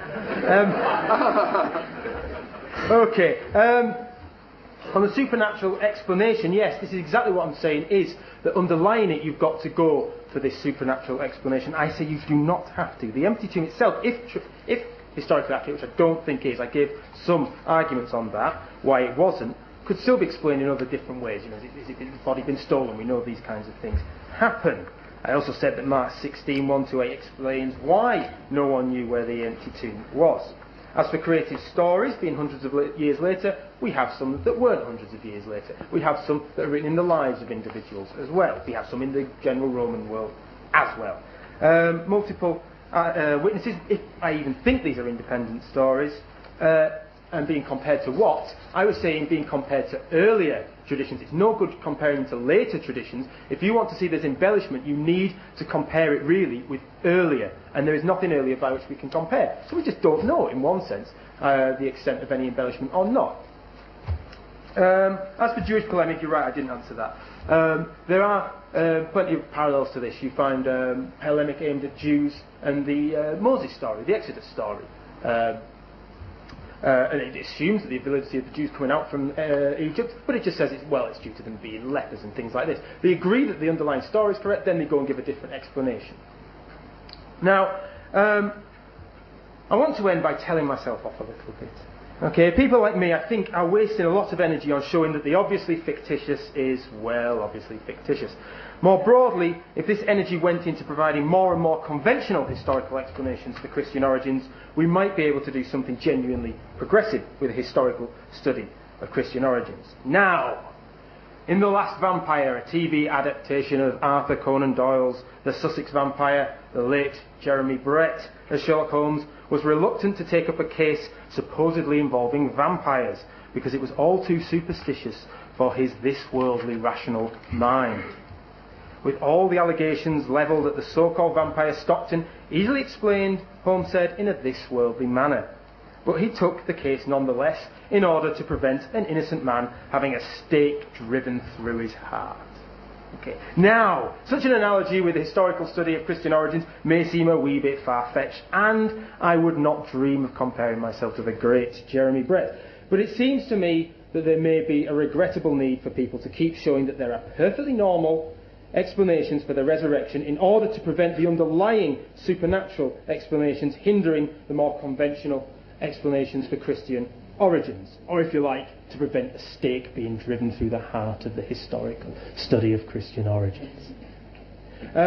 In historical terms, anyway, we have seen at the very least that evidence for the bodily resurrection hardly demands that it really did happen, with God intervening in history.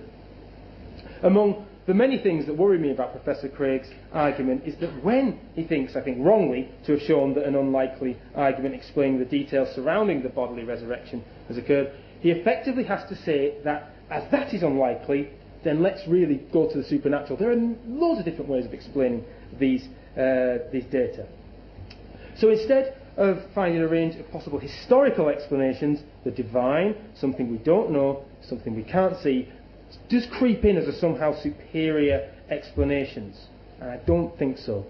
If some of this worldly arguments explaining the empty tomb and the resurrection stories are speculative, how speculative are arguments saying, oh well, supernatural explains all? Now remember Sherlock Holmes, and Jeremy Brett. He was involved in a case where the local villagers think that all the evidence points towards Stockton being a real vampire, from the old St. Clair family of vampires. And there's even the unusual instance of Sherlock Holmes having a vision or hallucination. But thankfully our hero doesn't give in to supernatural explanations. And he is sure and is vindicated that there is a rational, this worldly explanation for all. Always explained, even when everyone else thought otherwise. Most entertainingly, Sherlock Holmes suggests to the local vicar that the reason why word got round about all these strange stories of the supernatural is because of the church, the fount of all gossip. Now, whose example do you really want to follow? Do you want to follow the supreme rationalist or the villagers believing in vampires without seriously trying to seek alternative explanations? I'm teasing a little bit, but the kinds of issues here have wider implications for the historical study of Christian origins. What a debate over the historical accuracy of where the empty tomb often boils down to, and the resurrection, are two different approaches to history that are close to being irreconcilable. To give this a contemporary slant, do we want to find whatever naturalistic causes are possible in historical explanation, leaving questions of the divine completely to one side, or do we want to take the pseudo-scientific route of intelligent design and creationism and say that supernatural can be shown to be directly intervening in history? There you go.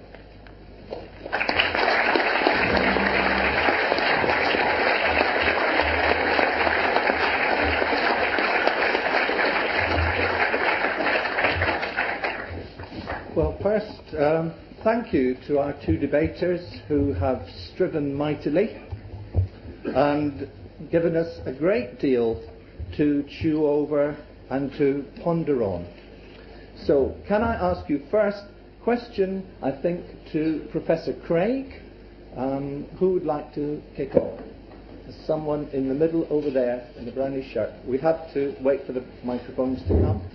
Oh, hi. The Matthew 27 account seems to be problematic to you. You made the point you don't have to believe it to believe the resurrection. So I want to ask, do you believe it? Why do you believe it? And what happens to the dead people, as Mr. Crossley suggested, and the lack of Josephus evidence? Right. I don't know what to think about this passage. Actually, I think that on Dr. Crossley's view, he ought to take it as historical, because it's very easy to understand how a community that believed that Jesus of Nazareth was risen from the dead and therefore hallucinated visions of him might have a whole chain of hallucinatory experiences of seeing Old Testament saints risen from the dead, and that Matthew then reports this fact that people in the city saw these Old Testament saints and they appeared to them. So it would be very easy on his hypothesis to think of this as being an historical account of what people in Jerusalem experienced. I'm not sure what to think. My reservation is that it could be part of the apocalyptic imagery of Matthew, which isn't meant to be taken in a literal way, that this would be part of the typical sort of apocalyptic symbolism to show the earth-shattering nature of the resurrection, and it needn't be taken historically literally. But the one thing that I want to close with on commenting on this is note that this is not attached to a resurrection narrative. This story about the Old Testament saints is attached to the crucifixion narrative. So that if you try to say that because Matthew has this unhistorical element in his crucifixion account, that therefore the whole account is worthless, you would be led to deny the crucifixion of Jesus, which is one indisputable fact that everyone recognizes about the historical Jesus. So it really doesn't have any implications for the historicity of the burial story, the empty tomb story, or the appearance accounts. It's connected to the crucifixion narrative. Thank you, Professor Craig. Sure, yep. Shifting it over to me, I mean, that's come on. What is this vision? Well, I doubt it. Nobody else records this story, just Matthew. Tying it to the crucifixion is meaningless. I mean, all it shows is that we know people make up stories about resurrection. That's what this story shows. Which we know that the first Christians could invent a story about resurrection. And therefore, we might want to see if there are other reasons behind why they could have invented other stories about resurrection, perhaps. But still, really, it just shows that people can make up these stories and that they were making up stories about bodily resurrection. I mean, that's the key point. Thank you very much. Now, an opportunity to question Dr. Crossley directly. Hi there. A question to Dr. Crossley. Just in relation to what Dr. Craig was saying towards the end. Do you or do you not agree with him that Jesus' death, the empty tomb, and the disciples' belief are not supernatural events, that those things in themselves are not supernatural events? That was what he was arguing, and I didn't hear any response to that from you. Of course I don't. Why would an empty tomb be a supernatural event? Of course I don't think that. I think that when you start saying you've got these issues, and then you say you have to go back to a supernatural underlying cause, is what I was saying. Now, I did add that if the empty tomb story was historically accurate, if the empty tomb was historically accurate, which I don't believe, but if it was, well, it can be explained in various other ways. Maybe it was stolen, maybe it was done this way, maybe it was done that way. Why do you have to resort to Jesus being bodily raised from the dead to do that? You could potentially explain it in different ways. The fact, fine, it's not a supernatural event in itself, obviously, but underlying, then going from that to supernatural event is a problem. Well, I appreciate that admission on Dr. Crossley's part. I think that's extremely important. What that means is that a person, even a non-Christian, can accept my contention 1 about these 4 facts, and then simply say, with respect to contention 2, I'm agnostic about what the best explanation of these facts are. And therefore, it is simply not the case that these are accepted as facts because people are Christians or because they believe in the resurrection of Jesus or any such thing, because there are plenty of folks who believe that these 4 facts belong to our portrait of the historical Jesus, but then they do not take that extra step of saying the best explanation of these is the miraculous explanation. Many of them feel that as historians they can't do that, that historians have to use a kind of methodological naturalism. So I think it is important to keep these issues distinct, lest somebody be skeptical about these 4 facts because they don't believe in miracles. That would be a red herring. Thank you very much. Now, Professor Craig's turn to be questioned. Is there someone? A question there. Yes. Yes, this is a question about, in your part 2, you had 6 criteria from McCulloch, I believe it was. Right. One of them was plausible. Right. And I wonder how it's very useful to use that here when the plausibility, maybe the possibility for the sake of argument could be granted, but the plausibility of resurrection. Right. And one of the others was contrivance. Would you admit that there are, at least for the sake of the argument, there are elements of contrivance? For example, the sealing of the tomb and the posting of a guard in some of the sources. Okay. Now let's be clear again. The notion of being ad hoc or contrived is with respect to the explanation. It is the hypothesis of the resurrection contrived or ad hoc. And McCulloch defines being ad hoc in terms of how many extra hypotheses do you have to adopt in order for this one to be true. And as I said, there isn't one extra hypothesis that you have to adopt for the resurrection hypothesis to be true, and that is that God exists. Now that's a huge hypothesis. But if you already believe in the existence of God, say on other grounds, as I do, then that's not an insurmountable obstacle. I think the hallucination hypothesis is ad hoc in quite a number of other ways, so that the resurrection hypothesis doesn't have a great deficiency here in terms of its ad hocness. Now, with respect to plausibility, the reason I mention is because I want to be honest about what McCulloch's criteria are. These are the criteria he lists. And it may well be the case that the resurrection is very high, say in explanatory power and explanatory scope, but it might be very weak in terms of plausibility. And the historical craft, the art of the historian, is to assess these criteria, their weaknesses and strengths, and to see which one best passes them. My argument is, though, that the resurrection isn't really implausible given the historical context of Jesus' own radical claims and life and crucifixion, that it fits in very nicely with his claims to be the harbinger of the kingdom of God, the absolute revelation of God the Father, the unique Son of God and Son of Man revealed to mankind. The resurrection fits in with that context and therefore isn't implausible in that way. And it's not implausible by being miraculous, because what is implausible is merely that anybody should rise naturally from the dead. That is implausible, but I don't see any implausibility in saying that a miracle has occurred. Well, I mean, I would say again, I could just give you the alternative explanation for it. Maybe there was a vision, they interpreted the vision as a bodily raised figure. There you go, plausible explanation. You've got an empty tomb. Mark explains why why no one knew where the empty tomb was. There's another explanation. Which one do you choose? And presumably you could make other explanations. I would just want to qualify on Jesus' claims. I don't think he said anything that radical in terms of Son of God and Son of Man. Son of Man is an ordinary Aramaic term for human being, which can be used with reference to the individual and a group. As it happens, we do have one of the experts on Son of Man problem in the audience who would agree with that, I strongly suspect. Son of God can just be interpreted as good Jew. And interestingly, in Mark, Matthew and Luke, you don't get anything quite like you get in John's Gospel when it comes to Son of God. Son of God means something like strongly divine, and you get Jews throwing stones at Jesus because of it. You don't get that in Mark, for example. Why not? You only get it used within the common enough use in Judaism. So terms Son of Man, Son of God were not used that radically by Jesus, I don't think. So I think that undermines that claim a little bit. Right. Next question, I think, is to Dr. Crossley. This is a very simple question for Dr. Crossley. Does he believe that Jesus gave the Great Commission, the so-called Great Commission, before or after the so-called resurrection? He just didn't give it. The Great Commission, I mean, you talk about the end of Matthew's Gospel.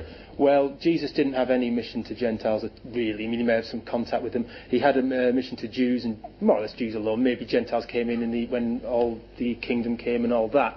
So I am very, very sceptical that Jesus would have given anything like the Great Commission. Is that what you're on about the end of Matthew? Is that? Yeah. So no, absolutely not. If you don't believe in it, then obviously the rest of the question, before or after the so-called resurrection, is immaterial. Oh yeah, exactly. I mean, he just didn't give it. So I mean, whether he's dead or alive or whatever. You know. Right. Well, no, I think we let's hear. What I would say in response to that is that however Matthew may have worded it in his own theological language, the notion that Jesus did commission the disciples to go out and preach and foresaw a Gentile mission is multiply attested in the Gospels, and I think therefore belongs to the portrait of the historical Jesus that we ought to accept on the basis of the evidence. Right. Thank you. I'm sorry we had to be a little ruthless and not allow people too many supplementary questions. Now a question to Professor Craig, I believe. Just want to ask, how do you try and reconcile the differences between the accounts in the Gospels of what happens after the resurrection, which I think Professor Crossley touched upon, and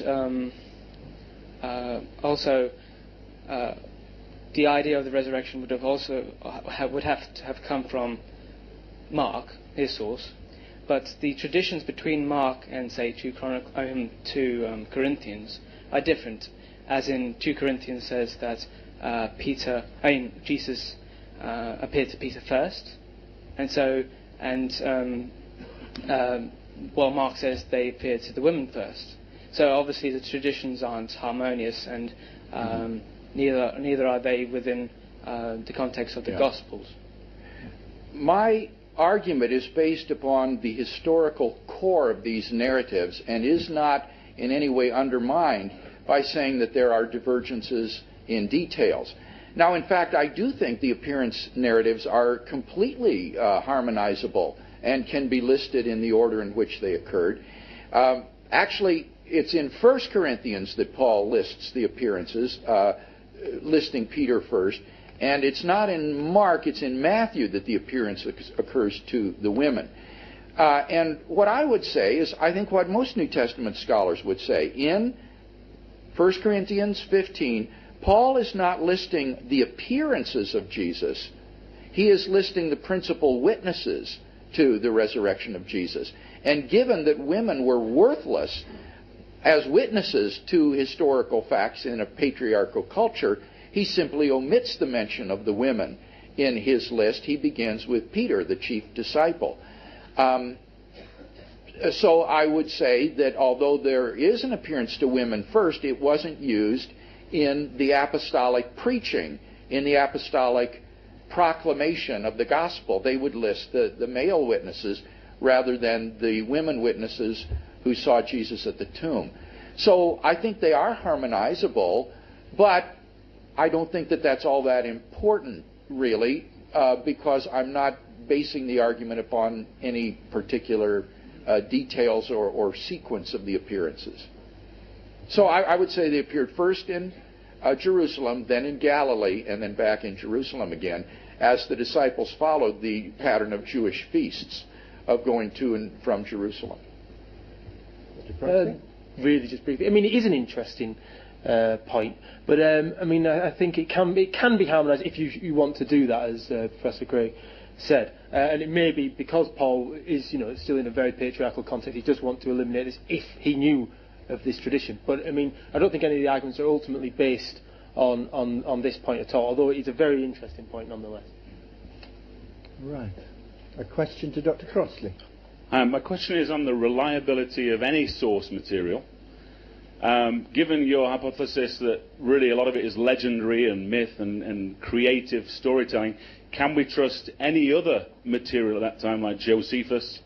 And are there examples of other source material that are so legendary as you claim that the New Testament documents are? I don't go that far as saying it's all. I mean, I'm actually quite a fundamentalist at times when it comes to things like Mark's Gospel. I mean, I believe quite a lot of it's historically accurate, and some people have told me that I'm a conservative evangelical because of it. It's not true. Don't get your hopes up. Okay. But I think, Josephus contains plenty of what we might call legendary or invented material, but he also contains plenty of material we can reconstruct first century or whatever century history with. So I think in Mark's Gospel, and to an extent in Matthew's Gospel and Luke's Gospel, you can reconstruct quite a lot, I think, about historical Jesus. John's Gospel, not a chance other than he lived and died. That's it with John's Gospel. But I'm quite open on the synoptics. That's great. I think what is novel about Dr. Crossley's view and makes it different from others is his claim that certain aspects of the Gospels, though written within 10 years after Jesus' death, that he dates the Gospel of Mark so early, as well as Matthew and Luke, that the hypothesis of legend really becomes precluded because the window of opportunity for legendary accrual is so narrow. And therefore he writes them off in certain cases as this Jewish creative storytelling on the analogy of Jewish historical romances or rabbinical anecdotes. And as I contemplated this proposal, it occurred to me that most of the arguments that are typically given for the historicity of the burial, the empty tomb, and so forth, already preclude that sort of hypothesis. And that was why I tried to craft my arguments tonight using the traditional criteria of dissimilarity, embarrassment, multiple attestation, and so forth. A question to Professor Craig, then. Professor Craig, I can appreciate that you've separated your arguments into two sections. And the first section of that, relying a lot on cultural and literary probability. And it's the second aspect of that bodily resurrection that I think I would get a little hung up on, especially in regards to plausibility. And extraordinary claims require extraordinary evidence. And of course, the claim that someone who's dead, who they made sure was really dead, rose from the dead is a pretty extraordinary claim that requires extraordinary evidence. And you said that the one hypothesis that you need to accept to believe that is believing in God, is a belief in God. But it's not just that, it's a belief in a particular kind of God, a kind of God that would want to have interacted with the world in this way. It's not just any God, and it's a Christian God, a Judeo-Christian God, and so it brings with it an entire tradition of theological baggage, if you will, with it. So how do you respond to that? Well, let me say first of all that this slogan that you have repeated, that sounds so commonsensical, so reasonable, that extraordinary events require extraordinary evidence, is actually false, and it is demonstrably false. When you look at the probability calculus for how to determine whether or not a highly improbable event occurs, it is not true that highly improbable events require highly extraordinary evidence. Probability theorists have shown that even if an event is extraordinarily improbable relative to our background information, nevertheless, if the alternatives to it are very improbable, then that counterbalances out any sort of intrinsic improbability in it. So that it's actually false that extraordinary events require extraordinary evidence. Now, with respect to the resurrection, however, I think you're quite right in saying it's not just any old God that is required, that it does bring with it this tradition. And so what I would say is that if, as part of your background information, you have belief in a personal God who is the creator and designer of the universe and the source of moral values, that it is not at all implausible that this God raised Jesus of Nazareth from the dead and is the God of Judaism, in fact. So you're right, that is part of the background belief that I would say one would bring to the table. And if you find that impossible or unlikely, that will reduce the probability of the resurrection hypothesis, certainly. But I don't find that improbable, and therefore, in fact, since I find it actually probable that such a being exists, I think that increases the probability of the resurrection hypothesis. Okay, yes, it may be a slogan, it may be a bit over the top, but it is an important point because we really, we don't have all the details around this time. We don't have stuff, what happened to Joseph Arimathea. We don't have the intricate details from, the year 30 or whenever, and things like this. And we can explain it in various different ways. They may be plausible, may not be so plausible, but they can function as explanations. That's what worries me when people say that, well, it's doubtful, therefore supernatural is the best explanation. I just don't think that's the case. And the other question about the theology, Judeo-Christian theology, is it does raise an interesting question about what do we do with claims made by other kind of religious traditions. What do we do with claims made about Roman emperors, for example? People could invent stories in the lifetime of the Roman emperors like that. You can invent it. It doesn't take 10 years to invent a story. You can invent a story like that. Anyone can, and people did. We know this. They did it about in the lifetime of Alexander or Augustus or whatever. They did this. So what about those claims? They're very early, exceptionally early, in fact. Are they true? Well, I guess probably not. But why not? Why not? Why don't we debate those in more detail then? Well, unfortunately, that brings us to the witching hour of 9:30, and I know, being mostly a student audience, you're already well past your bedtime. And we have had our money's worth, especially considering it was free, from our two speakers. So I think we owe it to them to allow them to rest their voices and their brains a little.